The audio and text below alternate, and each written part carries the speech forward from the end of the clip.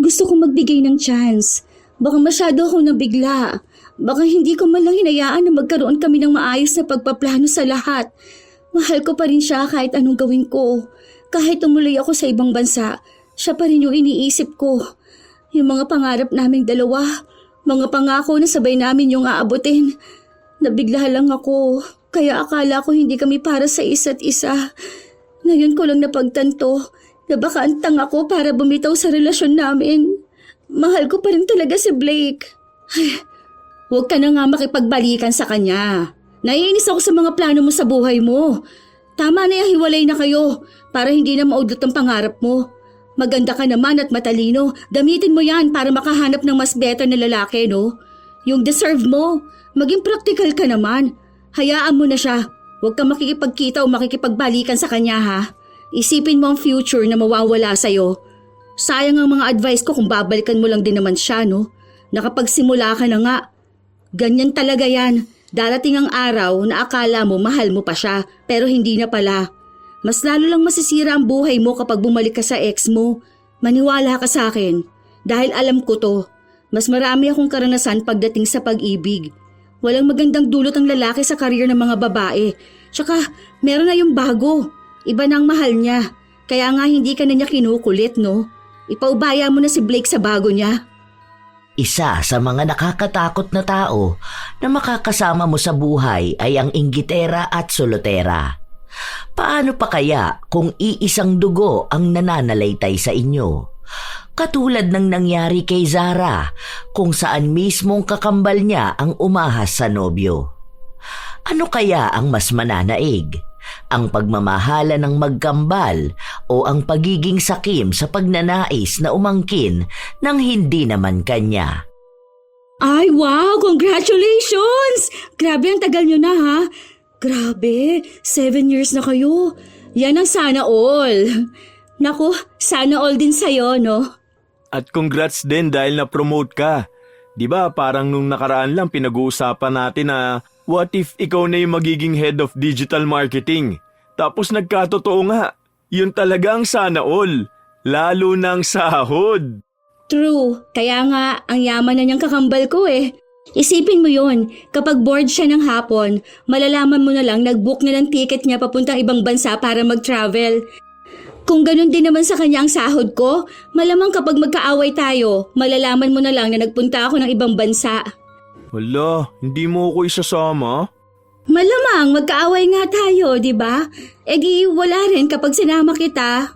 Okay lang, kahit na magpunta ka pa sa ibang universe, susundan at susuyuin pa rin kita. Lah, para naman kayo mga tanga dyan. Ahem, sana naman no, may respeto sa single, di ba? Wala na akong gana. Ang sarap pa naman itong pansit. Ayoko na, naiinis na ako sa inyo. Sorry naman. Bakit kasi hindi mo pa sagutin yung nanliligaw sa office? May nanaligaw sa kanya sa office nyo?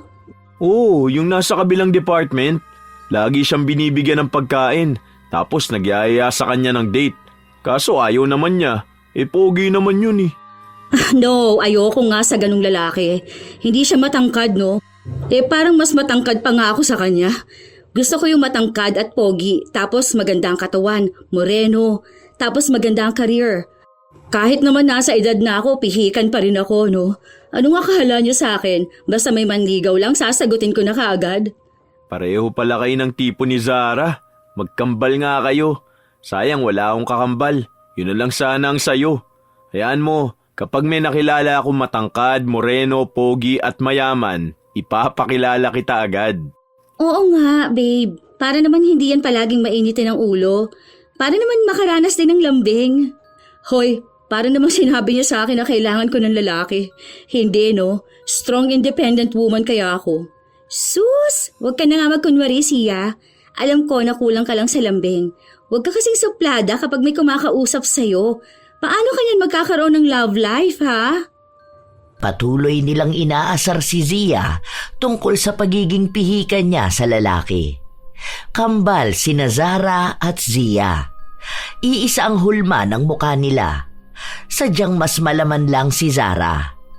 Malaki ang mukha nito dahil hilig niya ang kumain.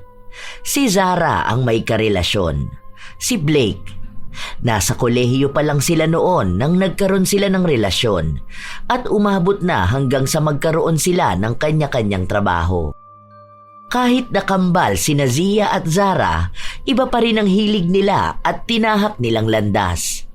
Nasa isang kumpanya ng pagawaan ng bag si Zia, kung saan doon niya kasama ang nobyo ng kanyang kambal.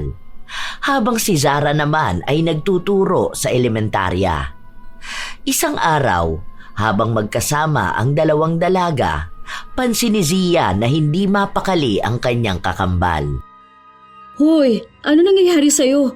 Ano, magkaaway na naman ba kayo ni Blake? Parang kahapon lang ayos kayong dalawa. Ano na naman ginawa niya? Hindi, kasi may iniisip ako. Alam mo yung sinasabi ko sa'yo na offer sa akin sa New Zealand? Yung tinanggihan mo last year? Oo, bale kasi, tumawag sa akin kanina, tinanong ako kung gusto ko na ba. Oh, gusto mo naman yun, di ba? O bakit hindi mo pa kunin? Sayang naman yun. Pero kasi, alam mo, nagbabalak na kaming magpakasal ni Blake. Kung aalis ako, hindi ko alam kung ano mangyayari. Never pa kami nagkala yung dalawa. Natatakot ako. Nung napag-usapan namin ng pag-iibang bansa, ang sabi niya okay lang sa kanya. Pero ramdam ko na ayaw niya. Ilang opportunities na bang pinalampas mo, para magstay sa kanya? Ang dami na nun. After graduation, di ba? Dapat kukunin ka ni tita sa Australia. Pero hindi ka tumuloy dahil inaalala mo yung boyfriend mo.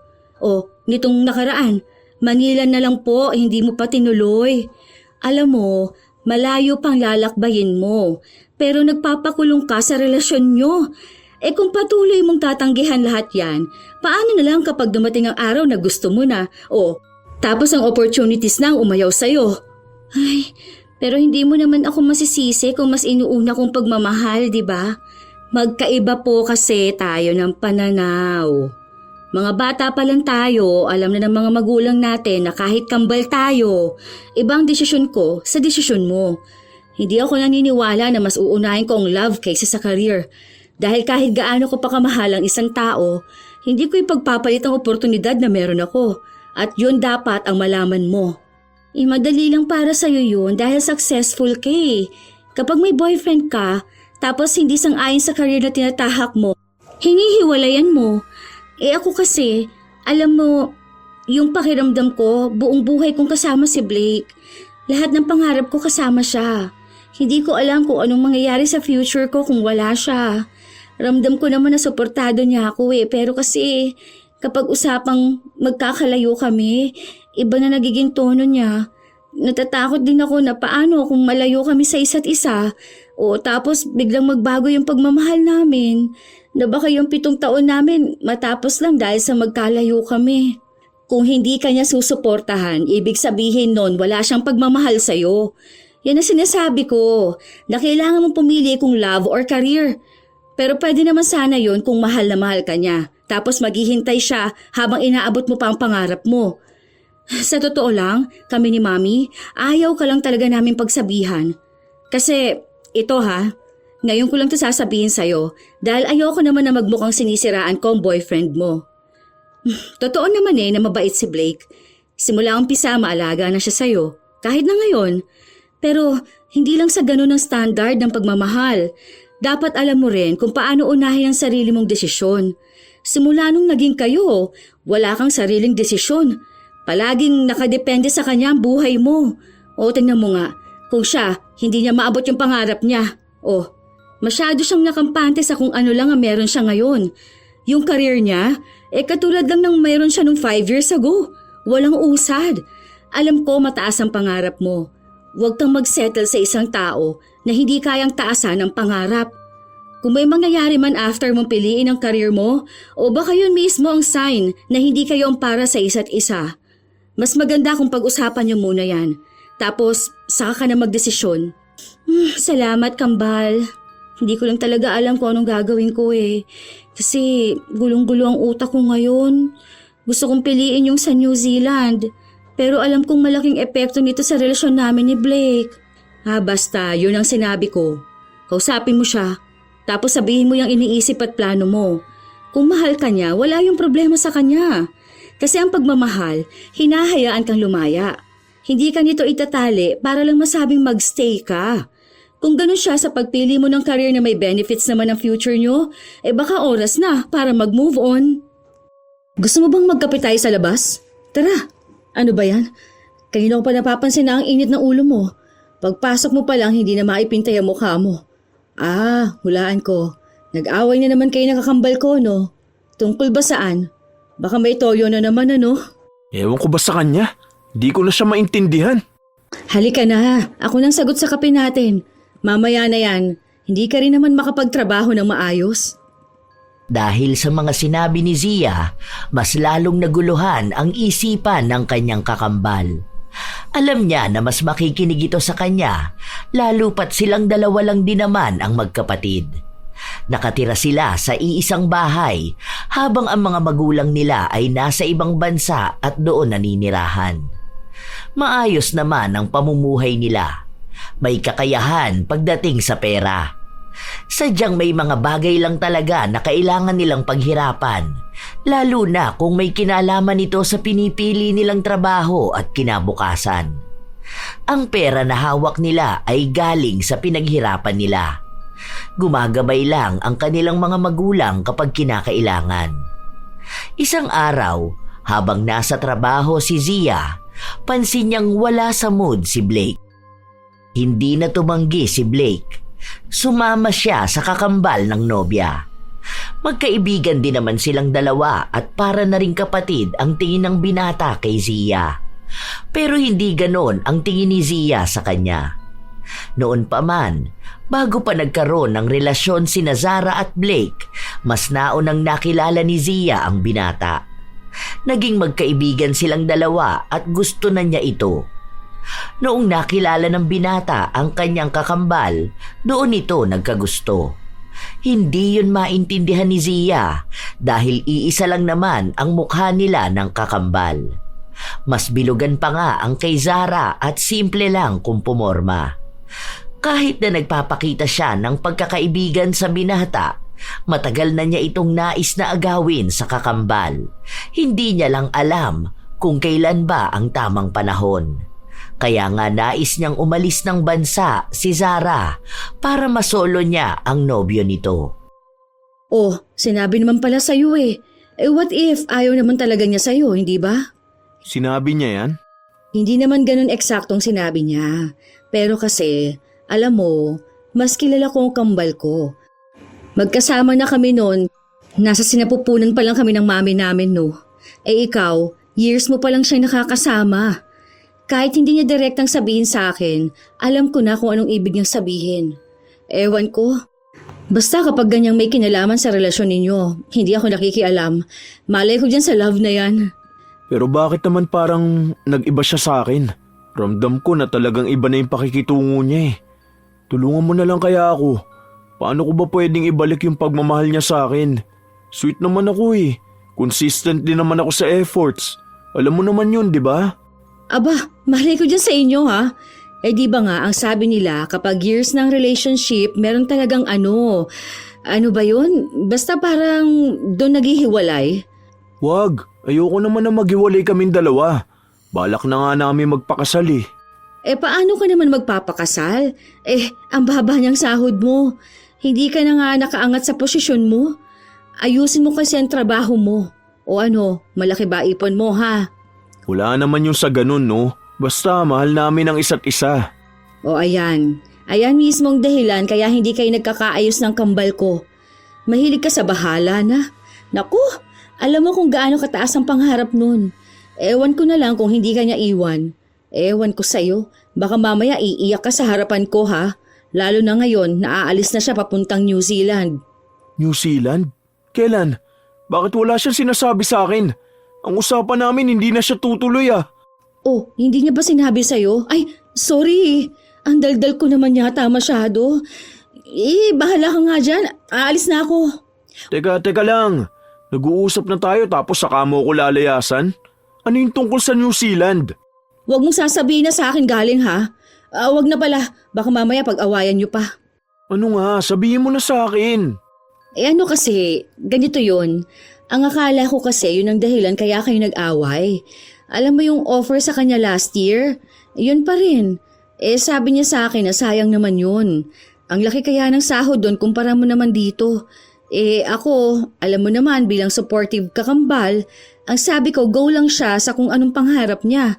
Malay ko bang hindi niya pa nasasabi sa'yo. Sorry naman, di ba?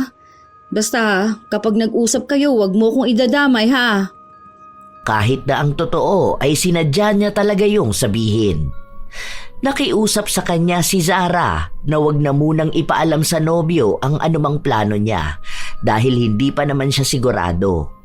Sinabi niya yon para sadyain na mag-away ang dalawa at sa ganoong paraan malaki ang pagkakataon na maghiwalay sila. At kapag nangyari yon, pwede siyang manatili kay Blake para makuha ang loob nito at panigurado na siya ang papalit sa kakambal nito. Ilang araw pa ang nakalipas, walang naging balita si Zia sa relasyon ng dalawa dahil hindi naman siya nagtatanong. Ang alam niya lang ay laging nag-aaway ang dalawa. Hanggang sa umuwi siya at naabutan niya ang kakambal na umiiyak. Pagpasok niya pa lang ng bahay ay niyakap na siya nito. Break na kami. Wait, teka nga lang. Ano bang nangyari? Kaya ba hindi pumasok si Blake ngayon? Baka naman mapag-usapan niyo pa yung dalawa. Galit siya sa akin Dahil bakit daw parang ang dami kong nililihim sa kanya. Noong una, okay naman na kami dahil pumayag siya mag-abroad ako. Tapos nito, nagtanong siya kung tutuloy ba talaga ako. Tapos ako naman nainis ako. Tapos ayun, nag-away kaming dalawa. Ewan ko. Naguguluhan ako. Mahal na mahal ko siya pero tama ka nga. Naiisip ko rin na paano naman ang future ko. Hayaan mo na. Andito lang ako para sa'yo. Sobrang sakit lang. First boyfriend ko siya. Tapos ilang taon na kami. Ang dami na naming nabuong pangarap. Akala ko lahat yun sabay naming aabutin. Oo, gets ko na mahirap talaga yan. Lalo na kung plano nyo na rin magpakasal dalawa. Pero baka ganun talaga, di ba? Gawin mo na lang motivation yung sakit na nararamdaman mo. Isipin mo na lang na hindi yan mangyayari kung walang rason. Na baka this time, yung pangarap mo naman ang piliin mo. Hindi mo yan maiintindihan ngayon, pero kapag naging successful ka na, magpapasalamat ka na lang sa desisyon mo na to. At least, sa ibang bansa ka magmo-move on. Habang nag-heal ka, natutupad naman yung pangarap mo. Heartbreak lang to. Mas mahirap kapag yung karir mo ang nasira para lang sa isang lalaki. Kaya mo yan. Basta lagi mong tatandaan nandito lang ako. Ang daming payo ni Zia sa kanyang kakambal. Hindi niya pinapahalata na masaya siya sa nangyayari. Hindi naman ito ang unang beses na naghiwalay ang dalawa, pero hindi tumatagal ng halos 1 linggo at nagkakabalikan din sila. Kaya ngayon na mas matagal nang hiwalay ang dalawa, alam ni Zia na nagtatagumpay na siya sa kanyang mga plano. Isang gabi, bago umuwi sa bahay, magkasama sina Zia at Blake. Sinamahan ni Zia ang binata na mag-inom. Diba? Bakit? Hindi ba ako worth it? Alam ko naman na mas mataas ang mga harap sa akin. Pero hindi naman ibig sabihin na pababayaan ko siya. Hindi ko rin naman siya pinigilan mag-abroad Alam mo naman yun, pero bakit ngayon parang lumalabas na ako yung hadlang sa pangarap niya? Iba na kasi ang kakambal ko ngayon. Iba na yung mindset niya. Kasi nga tumatanda na tayo. Iba na yung iniisip natin kesa sa gusto natin. Bakit? Handa ako naman siyang buhayin May savings ako, may trabaho, may negosyo rin naman ako. Hindi man ganun kalaki. Hindi man ako mukhang seryoso sa buhay pero may pangarap din naman ako. Ano ba mali sa akin? Itigil mo nga yan. Walang mali sa'yo ha. Hindi lang talaga para sa'yo ang kakambal ko. Baka may ibang para sa'yo. Baka hindi kayo ang tinadhana.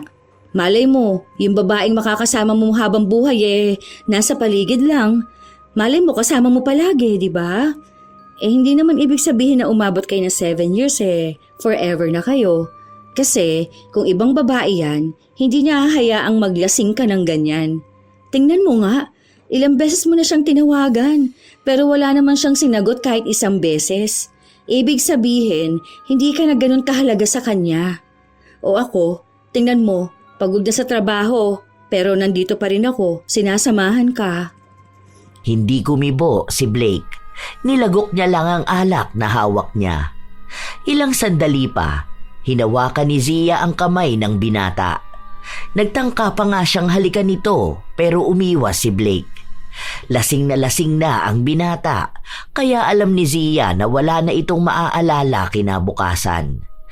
Dahil sa sobrang pagkabigo sa pag-ibig ng binata, sadyang gabi-gabi siyang nagpapakalunod sa alak. May isang beses pa na hindi pumasok sa trabaho si Blake at nalaman na lamang ni Zia na lasing itong nagpunta sa bahay nila para magmakaawa sa kakambal niya na magkabalikan silang dalawa. Buwisit na yan. Ano bang nakita ni Blake sa kakambal ko? Bakit ba hindi na lang ako? Kung sa mukha, iisa lang naman ang mukha namin. Sa katawan, mas maganda naman ang katawan ko. Kung sa career, di hamak naman na mas lamang ako, no? Sa talento, sa pagiging matalino, mas nangingibabaw naman ako kay Zara. Pero bakit pa baliw na baliw siya sa kakambal ko? Anong meron siya na wala ako? Ako, nasa akin ang lahat. Almost perfect. Noon pa man, may tinatago ng inggit si Zia sa kanyang kakambal.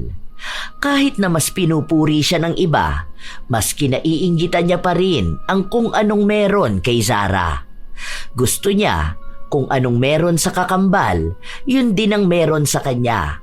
At dapat ay mas maganda at mas angat. Kaya hindi siya papayag na ang lalaking mahal niya ay hindi niya makukuha.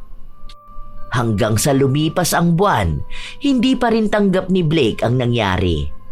Araw-araw niya pa rin sinusuyo si Zara, pero matigas pa rin ang puso ng dalaga para sa kanya. Dahil doon, natatakot na si Zia na baka biglang isang araw ay mabalitaan na lang niyang nagkabalikan na ang dalawa. Kaya ang gagawin niya, si Zara ang lalasunin niya ang utak para lang hindi nito balikan ang dating kasintahan. O ano? Kumusta naman yung pag-aasikaso mo ng papers mo? Hindi ka pa aalis? Para sana maging maayos ng buhay mo. Naku, hindi mo naman siguro naiisipan na balikan ng ex mo. Yun na nga, nagsabi siya sa akin na nag-aasikaso na rin siya ng papers niya dahil susunod daw siya sa akin sa New Zealand. Ang hirap, grabe ang effort na pinapakita sa akin ni Blake. Hindi ko siya kayang kausapin dahil alam kong bibigay ako. Sobrang rupok ko pa naman pagdating sa kanya. Mahal na mahal ko pa rin siya. May mga oras na miss ko siya. Mali. Araw-araw, miss ko siya. Gusto ko palagi siyang nakikita. Miss ko na yung yakap niya. Lahat. Parang may mga araw na gusto ko siyang balikan. Natatakot ako na paano kung pagsisihan ko tong ginagawa ko. Na iniwan ko siya para piliin ang karir ko. Hay, alam mo, hindi ka dapat nangangamba ng ganyan. Hayaan mo siya. Sa office nga kinukulit ako noon eh. Ang sabi ko, kakambal kita pero hindi naman ibig sabihin na hawak kong utak mo. Ikaw ang nagdesisyon at matanda na tayo masyado para magpasulsol sa isa't isa. Diba? Tsaka kumpara ka ako sa karir mo at sa maganda mong kinabukasan, hindi kita pipigilan. Ewan ko ba dun? Feeling sad boy pero may kadate naman siya nung nakaraan. Ha? May kadate siya? Oh! Nakita ko siya dun sa coffee shop sa labas ng building namin.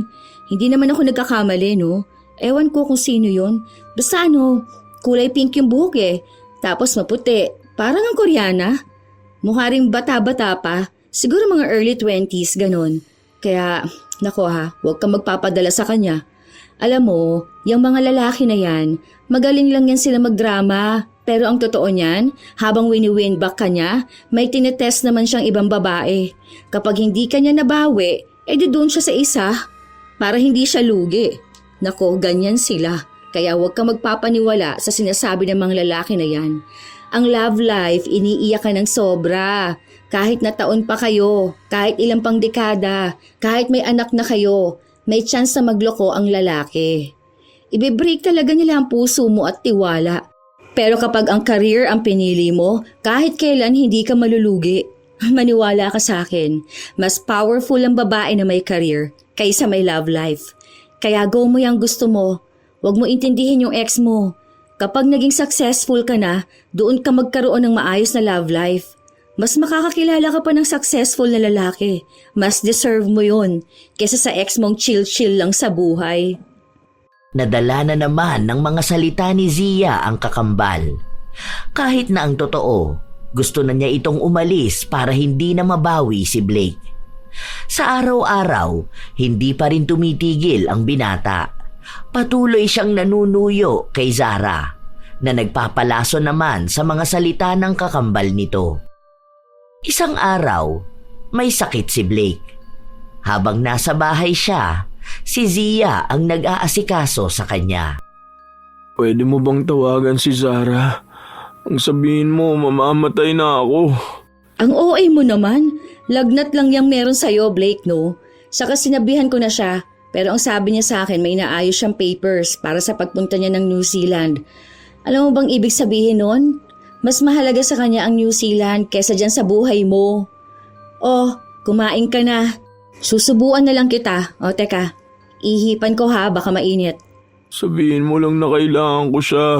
Makita ko lang siya, gagaling na ako. Ako, tigilan mo ako sa kagaganyan mo, Blake. Kumain ka na at iinom ka pa ng gamot. Yun, gamot ang makakapagpagaling sa'yo ha, hindi yung mukha ng kakambal ko. Tingnan mo na lang ako. Magkamukha naman kaming dalawa, no? Ako rin naman yung nandito sa'yo ha, at nag-aalaga. Huwag ka na doon. Sige na, tulungan mo na kasi kung nabalikan ako ng kakambal mo. Nababaliw na ako. Mahal na mahal ko talaga siya. Alam mo, di ko gets kung anong kinababaliwan mo dyan sa kakambal ko. Ano bang meron sa kanya, ha? Basta, hindi ko naman yun maipapaliwanag eh. Basta alam ko mahal na mahal ko siya. Gusto kong siya ang makasama ko habang buhay. Handa akong gawin ang lahat, magkabalikan lang kaming dalawa. Gusto ko siya lang. Marami namang masigit sa kanya, no? Hindi rin siya perfect. Ako, almost perfect ako. Maganda rin, mas sexy, mas mabait at ako yung nandito. Kasi sa totoo lang, kung ako yan, hindi kita matitiis. Hindi ko hahayaang masaktan ka ng ganyan. Ayoko sa'yo. Si Zara ang gusto ko. Siya lang ang mahal na mahal ko. Wala akong pakialam sa ibang babae. Wala akong pakialam kahit marami silang nakapaligid sa akin. Basta ang alam ko si Zara lang ang nag-iisang babae na mahal ko.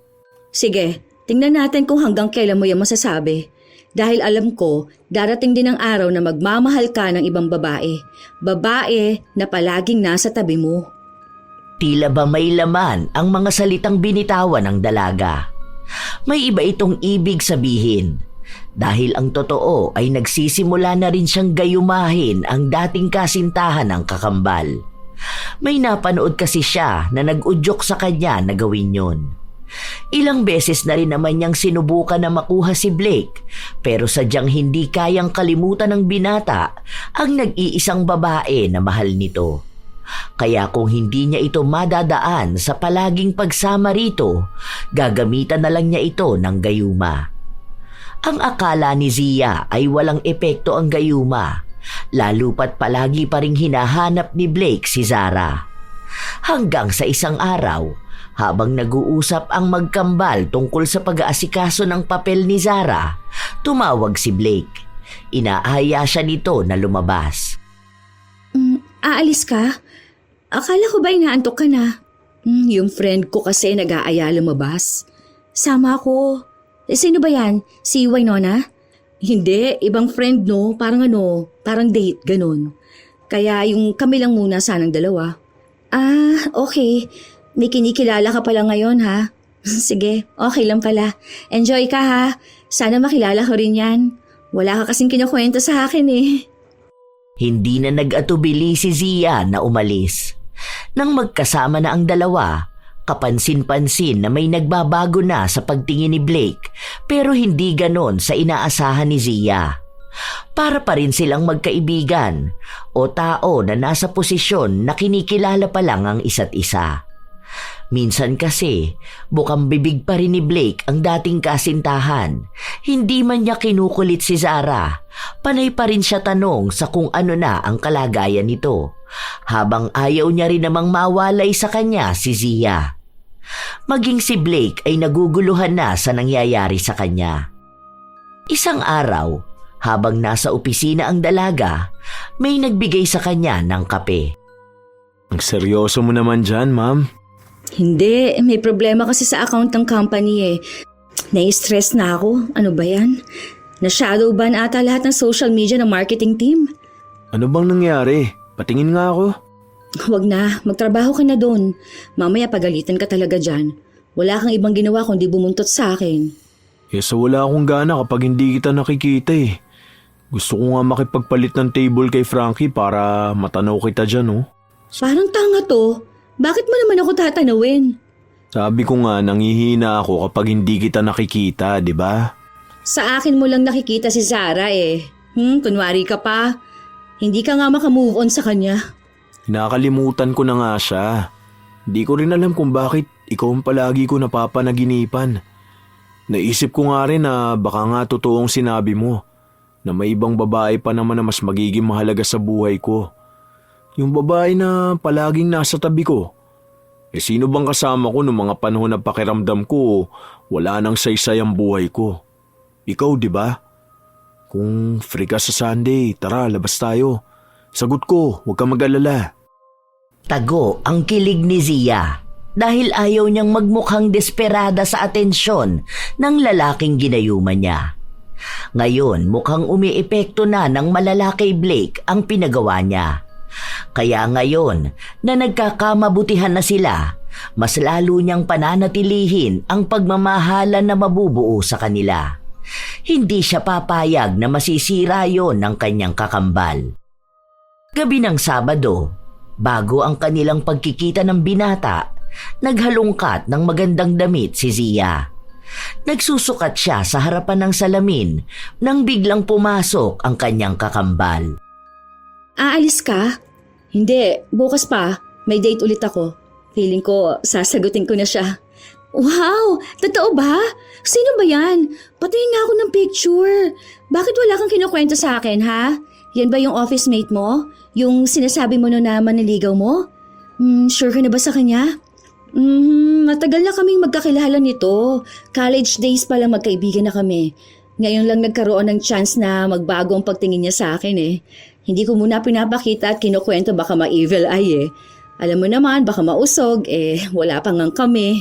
Saka na lang. Saka ang sensitive ko naman kung ikukwento ko sa yung love life ko habang broken ka, di ba? Saka busy ka rin naman. Ang dami mong inaasikaso sa pag-alis mo.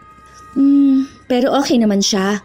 Hindi lang okay dahil okay na okay siya. Seryoso siya sa akin. Mahal na mahal niya ako. Kamusta naman si Blake? Bakit mo naman naitanong? Ikaw lang kasi kakilala ko na office mate niya. Yung isa kasi na nakasama natin nag-travel, nag-resign na pala yun. Wala, ganun pa rin naman. Nagtatrabaho pa rin siya. Pero hindi na siya madalas nag-absent ngayon. Di tulad ng mga nakaraang buwan ako.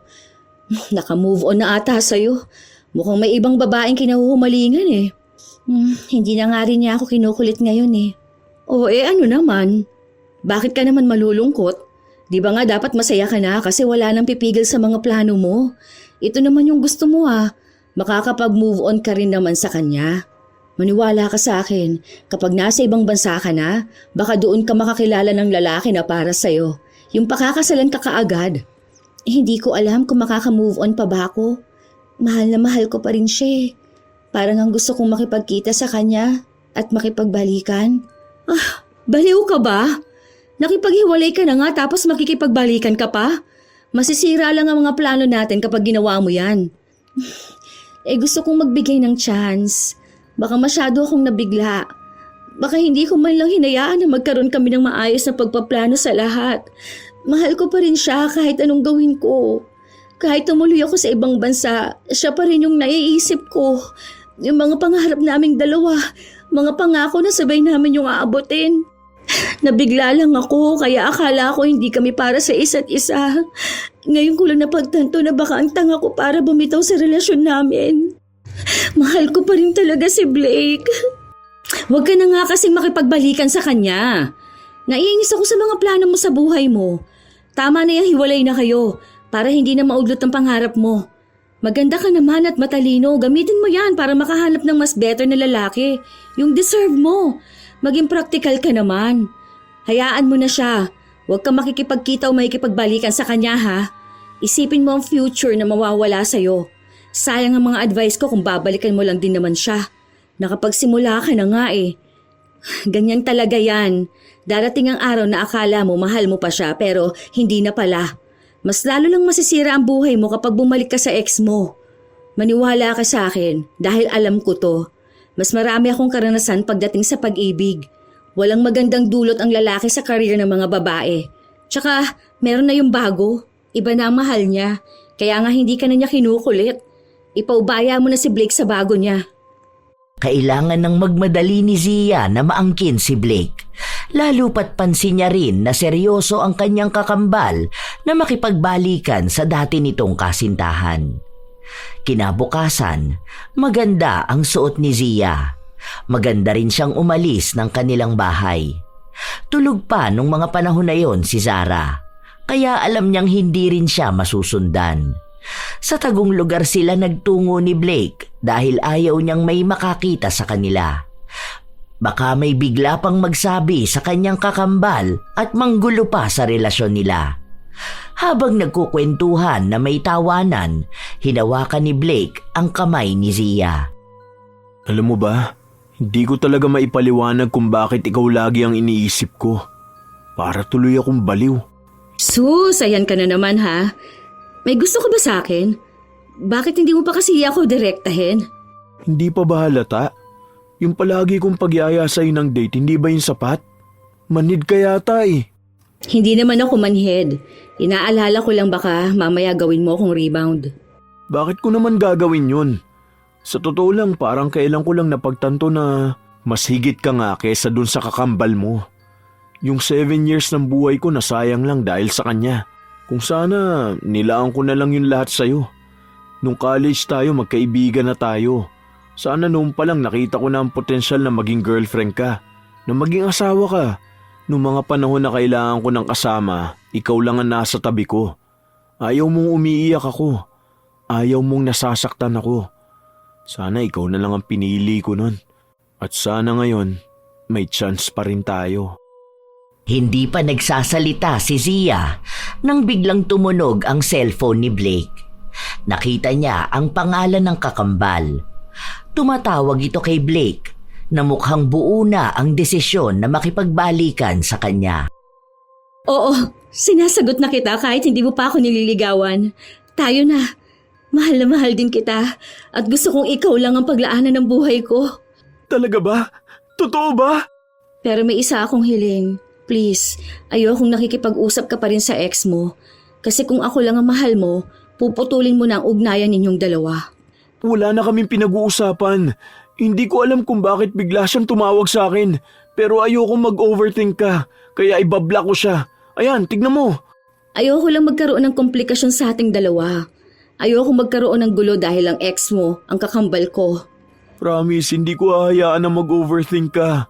Ikaw ang mahal ko. Mas mahalaga ka sa akin kaysa sa anuman na meron sa amin ang kakambal mo. Malakas ang epekto ng gayuma, kahit na hindi ito masyadong halata kay Blake. Matagal ang naging epekto, kaya magmumukha itong natural. Walang nakakaalam ng relasyon nilang dalawa dahil balak ni Zia na ilabas ang anumang meron sa kanila ng nobyo kapag wala na sa bansa si Zara. Ilang buwan na lang naman ang hihintayin niya. Sa paglipas ng mga linggo, madalas na magkasama ang magkasintahan. Minsan pa ay natutulog si Zia sa bahay ng nobyo. Isang gabi, habang naghahanda siya sa pagtulog, tumawag ang kanyang kakambal. Nasaan ka? Uwi ka muna sa bahay, sige na. Bakit? Magkasama kami ng boyfriend ko, mansa rin namin ngayon. Sige na, wala akong kasama sa bahay. Ang lungkot ko ngayon. Naiiyak na ako. Kailangan ko lang ng kausap. Sige na. Samahan mo lang muna ako. Tumawag ka na nga lang sa iba mong kaibigan. Ngayon na nga lang ako magsasaya, no? Tungkol na naman ba yan sa ex mo? Sinabi ko na kasi sa'yong hayaan mo na siya. Okay lang yan. Parte yan ng moving on at healing. Makakaya mo ring lampasan yan, maniwala ka lang. Sige na, naghihintay na ang boyfriend ko. Bukas na lang tayo magkita. Kung naiiyak ka, sige iyak mo lang yan. May ice cream din dyan sa ref, kainin mo na lang. Patayin ko na ang call ha. Bye! Sus, ang arte. Makaka-move on din naman. Mga istorbo pa. Habang lumilipas ang mga araw na masaya si Zia, siya namang mas lalong nagdurusa ang kanyang kakambal. Kapag kailangan siya nito, wala siya dahil mas gusto pa niyang makasama ang nobyo kaysa kay Zara. Isang araw, habang nasa kusina ang magkambal, pinag-uusapan nila ang pag-aasikaso ng papel ni Zara. Bakit hindi pa raw madaliin? Hindi naman daw ganun yun. Basta maghintay na lang ako. Pero baka abutin pa ako nito hanggang next year eh. Parang feeling ko siguro may dapat pa akong ayusin dito bago ako umalis ng bansa. O ano na mga ayusin mo? Ayos na nga ang lahat ng papers mo. Pag alis na lang ang gagawin mo, no? Ang tagal na namin hindi nakakapag-usap ni Blake eh. Ano namang gusto mong pag-usapan ninyong dalawa? Mas maganda na nga yan na no contact kayong dalawa. Para saan ano? Alam mo yun, hindi ka na mahihirapan kapag aalis ka. Kesa namang wala kang ibang ginawa kundi isipin siya.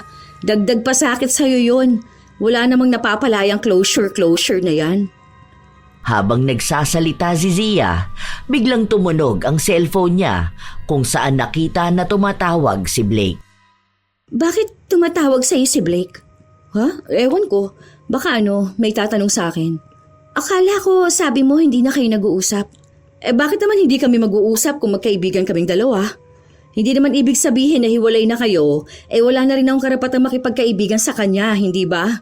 Tsaka unfair naman yon kung kakalimutan ko na yung friendship namin. Tulungan mo na lang akong kausapin siya. Akong sasagot ng tawag. Ano ba? Bakit ka ba nangingialam ng cellphone ko? May cellphone ka, bakit hindi mo siya tawagan? Naka-block nga ako. Yun naman pala bakit hindi mo nalang tanggapin na naka-move on na siya? Naka-move on na pala siya at magkaibigan lang kayong dalawa. Bakit ayaw mong ipakausap sa akin? May mawawala ba kapag nag-usap kaming dalawa? Break na kayo, di ba? O bakit? May mangyayari din ba kapag nagkausap ulit kayo? Hindi naman ibig sabihin na kaibigan ko pa siya sasamantalahin mo na yon para makausap ulit siya. Kung sa hindi ka na nga niya mahal. Kung naka-move on na nga yung tao, bakit hindi ka na lang din mag-move on? Aalis ka na nga ng bansa Ayaw niya akong kausapin. O baka naman ayaw mo kaming makapag-usap. Pinagbibintangan mo ba ako na inagaw siya sa'yo? Hindi yan ang sinabi ko. Pero mukhang dinidepensahan mo na agad ang sarili mo. Magkakambal tayo. Hindi ka makakapagtago sa akin. Ano naman? Kung nagkakamabutihan man kami, wala ka na doon. Hindi naman siya nag-cheat. Hindi ko rin siya inahas dahil hiwalay naman kayo. Ikaw nakipag-break, baka nakakalimutan mo. Naririnig mo ba ang sinasabi mo? Ex ko si Blake, kakambal kita. Ibig sabihin, andoon ka mula sa simula ng relasyon namin. Hindi mo siya magugustuhan kung alam mong ex siya ng kambal mo. Huwag mo akong pagsasalitaan ng ganyan ha. Basta wala kaming ginagawang masama. Kung akong minamahal niya, labas ka na doon. Break na kayo. May karapatan na siya magmahal ng iba. Hindi naman na siya nakikipagbalikan sa'yo, di ba? Kaya huwag ka na maghabol. Mas mabuti pang intindihin mo ang buhay mo. Hindi na naghintay pa ng sagot mula sa kakambal si Zia dahil agad na rin siyang umalis ng bahay. Ilang beses din siyang tinatawagan ni Zara pero hindi niya ito kinakausap. Noong una, ang akala niya ay magsusumbong si Zara sa mga magulang nito dahil nga tumawag ang kanilang ina. Nangungumusta lang pala ito at nagtatanong kung may pinagtalunan ba silang magkambal. Wala pa namang ebidensya si Zara na may relasyon na sila ni Blake pero mukhang naghinala na ito at kahit na itanggi niya, malalaman at malalaman pa rin ito. Isang araw, habang nasa opisina sila, sabay na kumakain ang magkasintahan. Nakarinig pa ng salita si Zia mula sa katrabaho nila. Buwisit talaga yan si Claire. Akala mo naman wala siyang kabit dito sa office. Hayaan mo na yan, hindi ka naman kabit. Girlfriend kaya kita. Hindi ko alam kung anong bang problema nila sa akin eh. Una pa lang wala naman akong ginagawa sa kanila. Hindi naman kita inagaw, di ba? Tapos may nalalaman pa silang girl code. Yung ex mo naman panay tanong sa akin. Bakit hindi na lang nila tayo hayaang mabuhay ng masaya? Sumama ka na lang sa akin. Magpunta tayo sa mas malayang probinsya tapos doon tayo magpakasal at bumuo ng sarili nating buhay. Hindi pwede. Andito ang trabaho ko. Ang tagal ko pinaghirapan para ma-promote tapos iiwan ko lang. Ayaw mo ba ako makasama para mas maging tahimik tayo? Gusto kitang makasama pero hindi ko kayang mabuhay ng simple. Hindi ko kayang iwan ang karir ko. Mahal kita, alam mo yan. Pero mahalaga rin sa akin tong karir ko. Ayokong pagtalunan pa natin to. Kung mahal mo ako, sumama ka sa akin. Kung gusto mo ng tahimik na buhay, tara, magpakalayo tayo. Ayoko. Anong ayaw mo? Mahal mo ka mo ako, di ba? Iwan mo ang lahat para sa akin. Ang mahalaga nagmamahalan tayo. Handa namang kitang pakasalan eh. Gusto kong makasal tayo. Pero hindi pa ako handa na iwan ng anong mang meron ako. Hindi pa sa ngayon. Wala pa sa atin ang handa, okay? Maghintay tayo ng tamang panahon para sa ganyan. Mag-enjoy na lang muna tayo kung anong meron tayo. Hindi naman tayo nagmamadali, di ba? Pero masyado na tayo matanda para maghintay pa ng panahon. Paano tayo bubuo ng pamilya? Baka lumipas na ang panahon, hindi pa rin dumarating ang tamang oras na yun. Tayo dapat mismo ang pipili at magdedesisyon kung kailan natin gustong bumuo ng pamilya. Ayoko pa magkaanak. Ang dami ko pang plano sa buhay. Ang dami ko pang gustong gawin. Ang gusto ko makasama kita.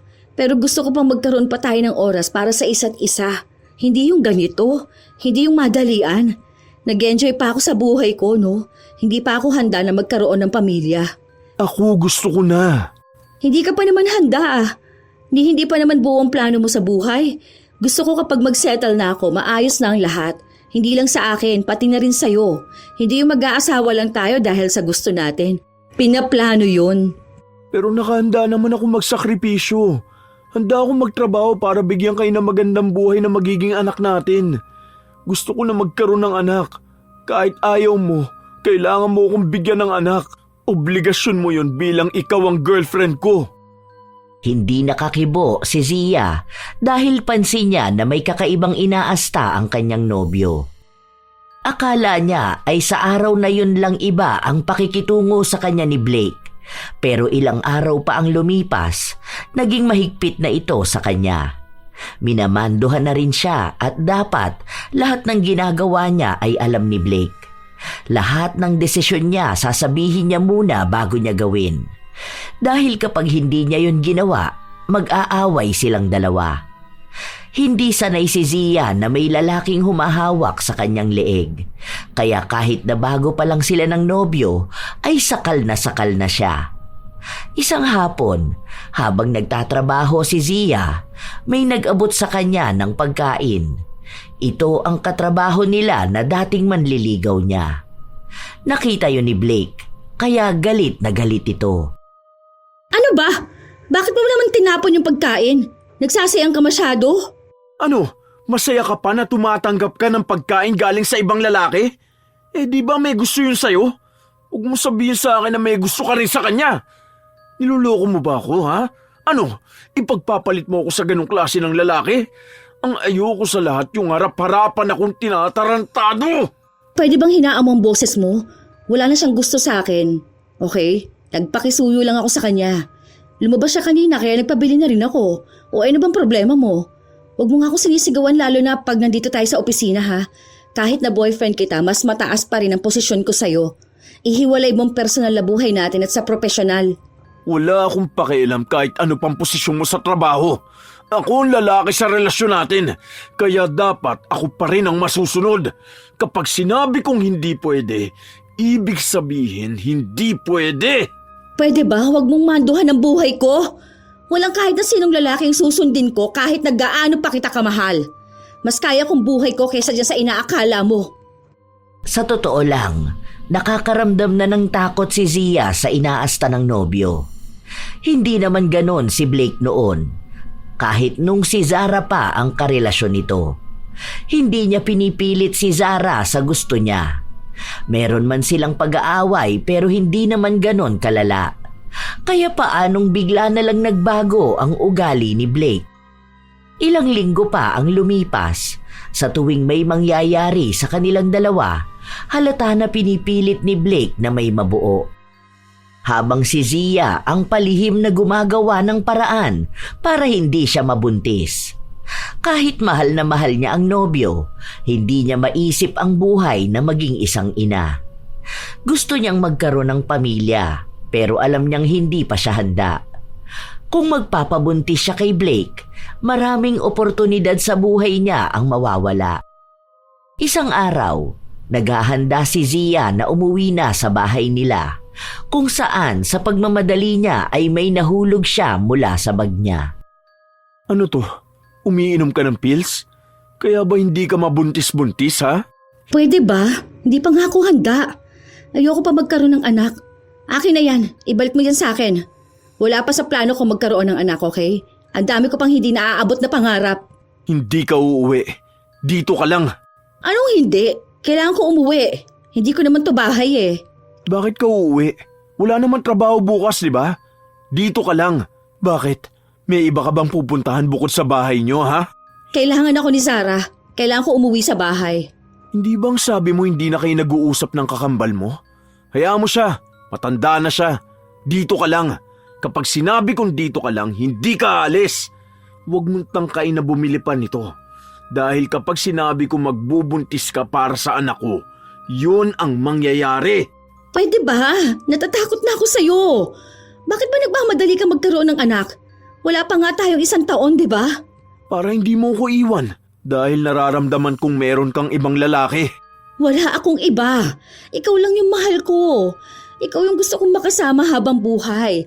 Ikaw yung gusto kong maging asawa at ama ng mga anak ko. Pero wag na yon. Hindi ko pa kayang iwan ang career ko eh. Sobrang dami ko pang ginagawa sa buhay ko. Wala rin naman pagkakaiba yon. Bakit? Di ba kapag naging mas mataas ka sa akin, iiwan mo rin ako? Para hindi ka na makawala. Kapag nabuntis naman kita, pakakasalan kita eh. Aanin mo pa yung career mo na yan. Kung iisa lang din naman ang kahahantungan ng relasyon natin. Ikakasal din naman tayo, di ba? Bubuo rin naman tayo ng pamilya. Bakit kailangan pa natin patagalin yun? Gusto ko ngayon na. Kahit na anong pagmamakaawa ni Zia sa nobyo, hindi siya pinakinggan nito. Masyado na siyang sakal na sakal sa mga plano ni Blake. Mga plano na hindi naman pinag-isipan ng maayos. May pagsisisi si Zia, lalo na't ito ang unang lalaki na hindi niya magawang iwan kahit ayaw na niya. Dahil mismong si Blake ang gumagawa ng paraan para hindi sila maghiwalay na dalawa. Hanggang sa umabot sa punto na mukhang buntis na nga si Zia. Hindi na siya mapakali. Habang nasa bahay siya, hindi niya alam kung anong gagawin niya kung sakali man nabuntis siya. Tensyonado bawat galaw. Ilang beses na rin siyang umiinom ng mapait na kape. Ano bang nangyayari sa'yo? Wala kang pakialam. Anong wala? Kahit naman galit ako sa'yo, hindi mo naman maaalis sa akin na mag-alala. Tingnan mo, ilang kape na yung ininom mo na yan. Ang malala pa, parang ubusin mo na itimpla sa kakaunting tubig. Pwede ba? Huwag mong pansinin ang mga ginagawa ko. Wala kang alam sa nangyayari sa akin ha. Kung wala naman tong kinalaman sa'yo, manahimik ka na lang. Buntis ka ba? Sinabi ko na nga huwag mo akong pakialaman, di ba? Kung buntis ako, wala ka na doon. Buhay ko to, huwag mong panghimasukan. Sinusubukan mo bang ipalaglag ang bata? Bakit? Sino bang ama niyan? Si Blake naman siguro, di ba? Oh, akala ko ba mahal niyong isa't isa? Kilala ko si Blake. Siguro naman kapag nalaman niyang buntis ka, pananagutan ka niya, hindi ba? Hindi ka naman nun tatakbuhan. Hindi mo ako naiintindihan. Hindi mo alam kung ano mawawala sa akin oras na mabuntis ako. Kapag magkaroon ako ng anak, alam mo ba kung anong mangyayari sa karir ko, ha? Nagsisimula pa lang ako. Hindi ako handang iwan yung basta para lang magpalaki ng anak, no? Kaya nga, ang naisip mong paraan magpalaglag na lang. Ano ka ba naman, Zia? Anak mo pa rin yan. May career ka naman na maganda. Bakit? Hindi ba pwedeng isang tabi mo muna saka mo balikan kapag malaki na ang anak mo? Kaysa naman aalisin mo para lang magstay sa anumang meron ka ngayon? Hindi mo ko naiintindihan dahil wala ka namang career katulad ng sakin. Kung ikaw ang nabuntis ni Blake, okay lang yun sa'yo dahil wala ka namang iiwan. Pero iba tong sa akin. Ayoko pa magkaroon ng anak. Wala ka namang magagawa, nandyan na yan eh. Ginusto mo rin naman yan, hindi ba? Kaya nga naging kayo ni Blake dahil ang sabi mo sa akin, gusto mo siyang makasama habang buhay. O bakit ngayon may chance ka na dahil magkakaroon na kayo ng anak, saka ka pa aayaw? Ibabalik ko na lang siya sa'yo. Kunin mo na si Blake. Bawiin mo na lang siya sa akin. Sige na, utang na loob. Ngayon pa? Anong gusto mong maging itsura ng pamilya natin? Kapag magkakaroon kami ng anak, kapatid yon ng anak nyo? Tapos, pinsan din nila ang isa't isa dahil magkapatid tayo? Hindi mo man lang ba naisip yon? Mahal mo pa naman si Blake, di ba? Kunin mo na lang siya sa akin. Sige na. Gumawa ka ng paraan. Kung mahal niyo pa naman ang isa't isa. Aalisin ko tong bata na nasa sinapupunan ko para lang matahimik kayong dalawa. Kunin mo siya. Sinubukan ko makipaghiwalay sa kanya pero ayaw niya. Pinipilit niya ako palagi. Nasasakal na ako sa relasyon na merong kami. Ako pa ba ang makukonsensya kapag nawala ang anak niyo? Ha? Mag-isip ka naman. Anak mo yan. Talagang mas pipiliin mo pa ang karir mo? Tulungan mo na lang ako. Oo, sige. Naamin ko na may mali akong nagawa. Ginayuma ko siya. Ha? Anong sinabi mo?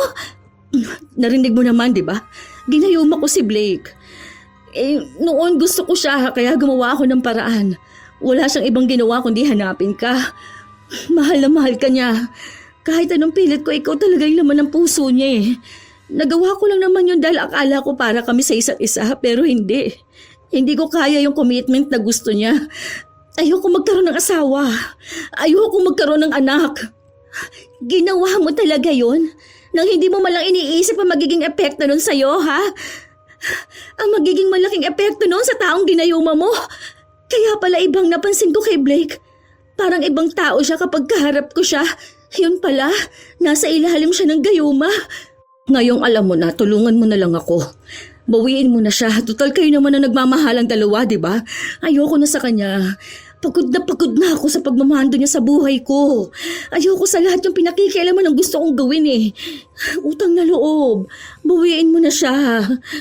Hindi ko akalaing ganyan ka ka-selfish, Zia.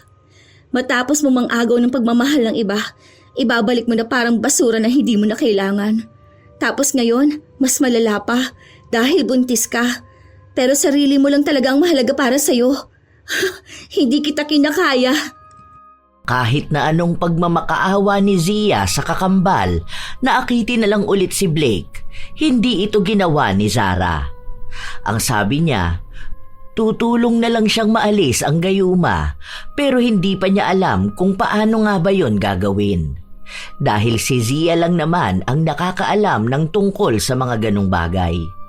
Hindi na rin kasi makausap ng dalaga ang gumawa at pinagbilhan niya ng gayuma. Kaya hindi niya alam kung paano mawawala ang bisa.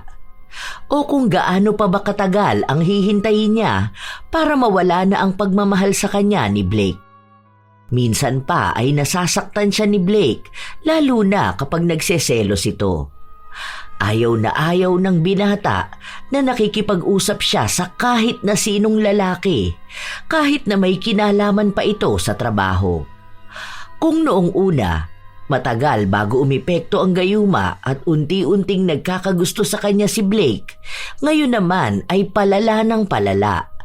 Tila ba hindi nawawala ang kabaliwan sa kanya? Hanggang sa napatunayan nga na buntis na siya. Bubuo na tayo ng sarili natin pamilya. Magpapakasal na tayo. Baka mapano pa ang baby natin eh. Mag-resign ka na sa trabaho mo. Ako na ang kakausap sa boss natin. Maiintindihan niya naman to eh. Hindi pwede. Ayoko nga. Sinong bubuhay sa akin yung sahod mo? Hindi mo ba alam kung anong posisyon ko sa kumpanya? Kung paano ako naghirap makuha lang yon? Kung paano ko yung pinangarap, ha? Hindi yun madali. Kaya wag mo akong piliting bitiwan yun ng ganun-ganun lang. Isa pa, hindi tayo mabibigyan ng magandang buhay ng sahod mo. Kulang pa nga yan para suportahan ang sarili mo eh. Gusto po magdagdag ng responsibilidad? Ano bang gusto mo? Mapahamak naman na magiging anak natin dahil sa pagiging workaholic mo? Hindi ka kumakain sa tamang oras. Palagi kang stress at puyat. Kailangan mag-ingat ka dahil para yun sa kapakanan ng anak natin. Di bali na mawala tong bata na to, wag lang ang trabaho ko. Pagod na ako sa'yo. Alam mo kung sinong mahal mo? Si Zara. Kaya hayaan mo, tutulungan ko na lang na magkabalikan kayo. Ha? Years kayo, di ba? Sa years na yon, ang dami niyong pangarap. Di ba magpapakasal na kayo? Kasi nga gusto ninyong magkaroon ng pamilya. Oh, siyang mahal mo. Yung kakambal ko at hindi ako. Ako ang bahala sa inyong dalawa. Maniwala ka sa akin. Mahal na mahal ka pa rin niya hanggang ngayon. Hindi siya mahal ko. Ikaw lang ang gusto kong maging asawa at maging nanay ng mga anak ko. Magkakaroon tayo ng 5 anak. Titira tayo sa isang bahay at magiging masaya ang buhay natin. Sabay natin palalakihin ang mga anak natin. Susubaybayan natin ang mangyayari sa buhay nila. Sabay tayong tatanda. Magkasama tayo hanggang sa huli. Hindi ako. Si Sarang mahal mo. Kayong dalawang may mga pangako sa isa't isa eh. Saksi ako sa relasyon ninyo kaya alam ko na siyang tunay mong mahal. Hindi ako. Kahit na kailan, hindi mo ako minahal. Tumahimik ka! Aalis ka sa trabaho mo para manatili dito sa bahay ko. Dito ka natitira hanggang sa mga anak ka. Ako ang lalaki. Ako ang dapat na masunod. Parang hawa mo na. Ayoko na. Ayoko matali sa ganitong buhay. Maawa ka na sa akin. Gumising ka na. Hindi ako mahal mo dahil iba ang totoong laman ng puso mo. Ayoko na. Pangako, hindi ko napipilitin ang sarili kung mahalin mo ko. Huwag mo lang ako itali sa buhay na hindi ko gusto. Maawa ka na sa akin. Parang awa mo na. Kahit na lumuhod ang dalaga sa harapan ng nobyo, hindi siya pinakinggan nito. Ilang beses na ring tinawagan ng kakambal para makibalita kung ano nang nangyari sa pagpapaalis ng gayuma kay Blake. Pero iisa lang ang sinasabi ni Zara, na nahihirapan siyang humanap ng totoong albularyo sa lugar nila. Lalo pat 2 na ang nakausap niya pero wala namang nagiging epekto kay Blake. Isang araw, habang nasa trabaho si Zia, nakakaramdam siya ng sakit ng kanyang puson. Tinitiis niya yon dahil siya rin naman ang may kagagawan nun. Uminom siya ng 3 magkakaibang gamot ng sabay-sabay. Pinipilit din kasi siya ni Blake na umalis na sa trabaho. Kinausap din ni Blake ang kanilang amo at sinabi na maselan ang pagbubuntis ni Zia. Kaya tatapusin niya lang ang buwan at magre-resign na siya. Hindi pa rin kayang tanggapin ni Zia na ganun lang mawawala ang mga pinaghirapan niya. At kahit na kailan, hindi siya papayag na magkaroon ng isang lalaki na magdedesisyon sa buhay niya. Aray, ang sakit. Pero konting taste pa. Konti pa. Alam ko, mawawala rin to. Kasama tong bata. Kapansin-pansin na namumutla siya. Ramdam niya rin na nagdurugo na siya pero hindi pa siya tumayo sa kanyang kinauupuan hanggang sa pinuntahan siya ni Blake. Pilitin man niya na huwag ipahalata na may dinaramdam siya, napansin pa rin ito ng nobyo. Bakit? Ano nangyayari sa'yo? Masama ba ang pakiramdam mo? Sandali, ipapaalam kita para umuwi ka na at magpahinga. Baka mapano pa ang baby natin eh. Sinabi ko naman kasi sa'yo na sa bahay ka na lang. Ayos lang ako. Wala to. Sandali, uminom ka muna ng tubig. Ano ba kasi nangyayari sa'yo? Teka, may dugo! Lumayo ka sa akin! Huwag kang lalapit. Hayaan mo ko. Anong ginawa mo sa baby natin? Nababaliw ka na ba, Zia? Dadaling kita sa ospital. Hindi pwedeng mawala ang baby natin! Noong una ay ayaw pa ni Zia. Pero dahil nanghihina na siya, wala siyang kakayahan na lumayo sa nobyo. Napapasigaw na rin siya sa sobrang sakit na nararamdaman niya. Hanggang sa nakarating sila sa ospital, kung saan sumunod din doon si Zara. Ano nangyari? Anong ginawa mo? Ha? Ayos ka lang ba? Anong nararamdaman mo? Please, sorry na.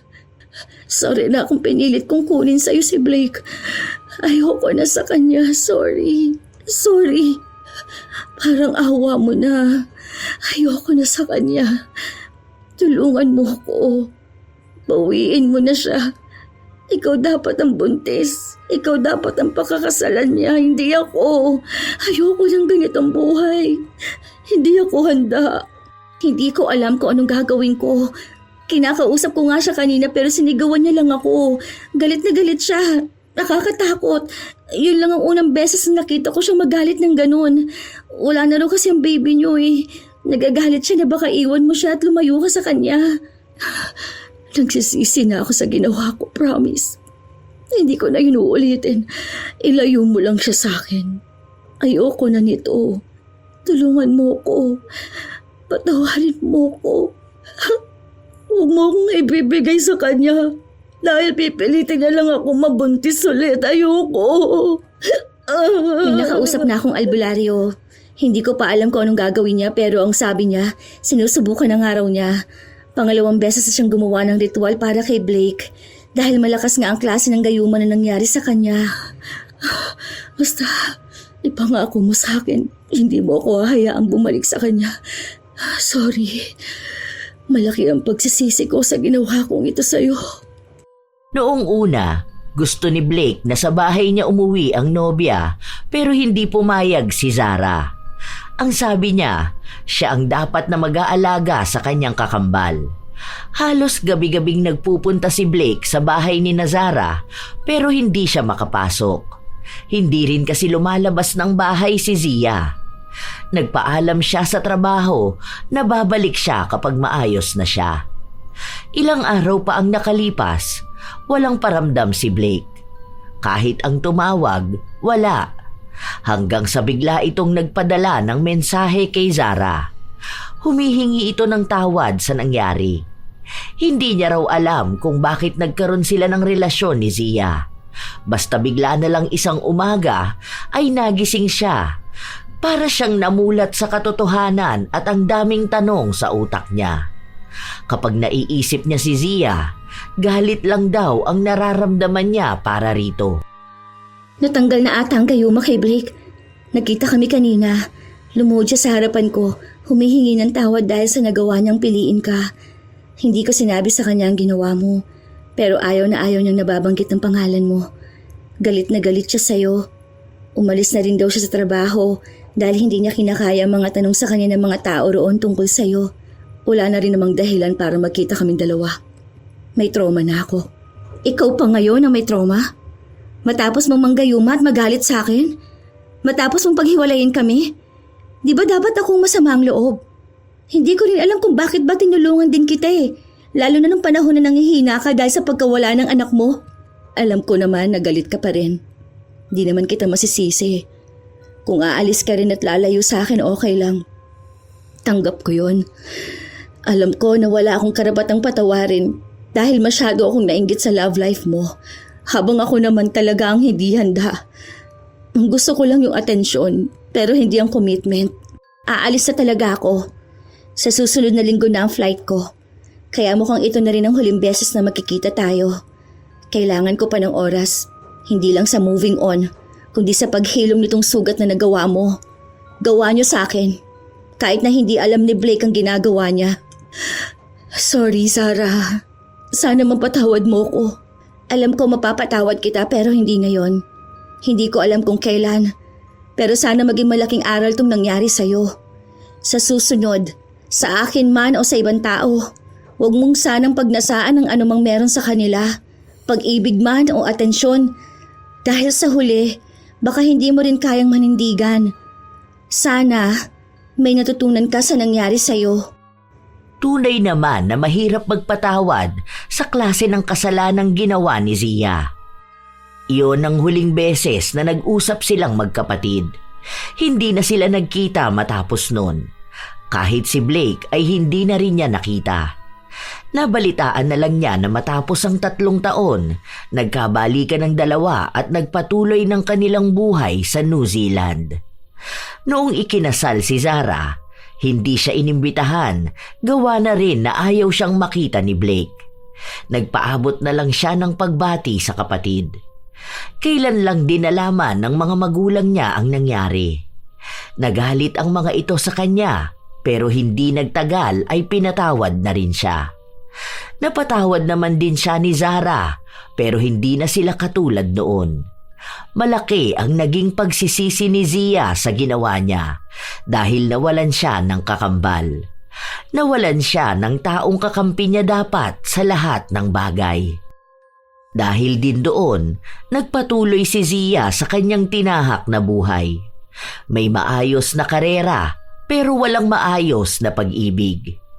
Tuwing nakikipagrelasyon siya, nauuwi rin ito sa hiwalayan, lalo pat ayaw niyang bumitaw sa kung anuman ang pinaghirapan niya. Hindi siya nagkaroon ng asawa at kahit na anak. Nabuhay siyang mag-isa at doon niya lang napagtanto na may lungkot din sa pinili niyang landas. Pero wala na siyang pagpipilian kundi ang harapin ito. Pero iniisip na lang niya na yun na rin marahil ang kabayaran sa pagkakamali niya noon. Matapos niyang manggayuma at agawin ang pagmamahal na dapat ay sa kanyang kambal. Sadyang may mga tao talaga na mas gugustuhing umangkin ng hindi kanila. Katulad ng pagmamahal ng isang tao, mga palihim na pag-ahas, mga lihim na kilos na ang intensyon ay sirain ang tiwala ng iba at ang pag-aakala na ito ang magdadala sa kanila ng tunay na kaligayahan.